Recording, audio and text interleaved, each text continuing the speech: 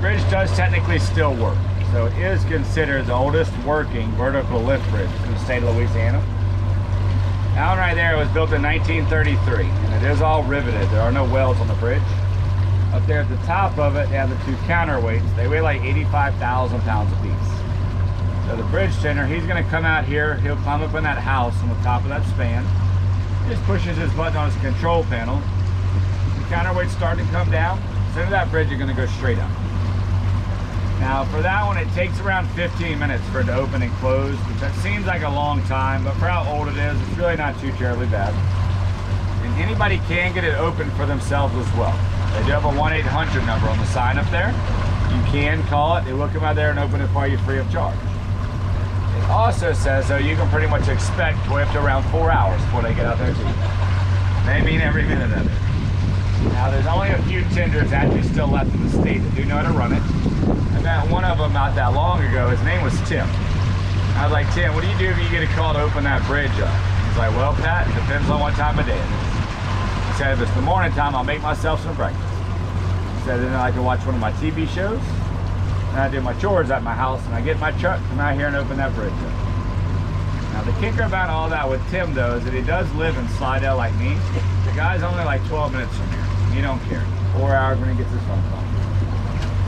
Now I know it's gonna sound crazy too, but I do get this question every day. Somebody always asks me. And they're always like, well, Pat, do they stop the traffic when they open the bridge up? No, they let the cars drive off on the river. Of course they stop the traffic when they open the bridge. I am a firm believer that there's no such thing as a dumb question, but that one's a little bit borderline, but I get that thing all the time. Somebody's always asking. I don't quite get it, but all right.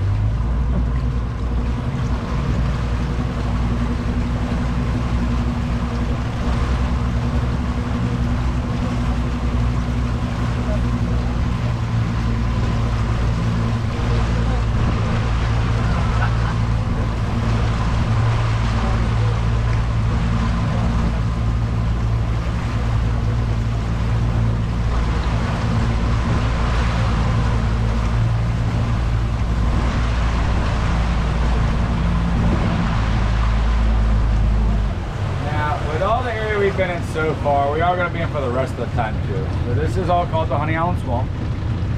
Now Honey Island Swamp is around 77,000 acres, so think kind of like twice the size of Washington DC. 35,000 of those acres is all going to be owned by the state of Louisiana. It's a wildlife management area.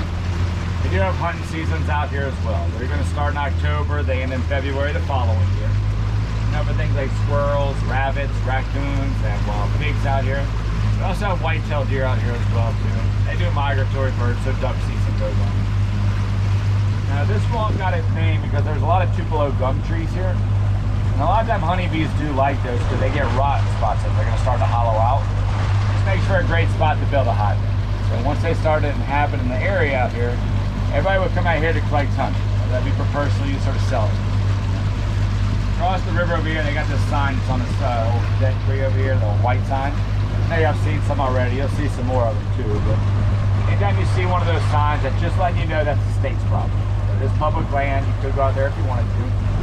Everything normally, though, for around the next 6 miles up, the land is going to have water. It's going to be 6 inches. It's going to be 18 inches. It's going to be 2 or 3 feet in some spots. So if you go out there, you definitely want to put you some waders on before you head on out. As you get farther up the river, though, you get a lot higher banks. So there's a lot more dry land in those areas. What's that, buddy? Not more dry areas in there. What? No beer. All right. You got one?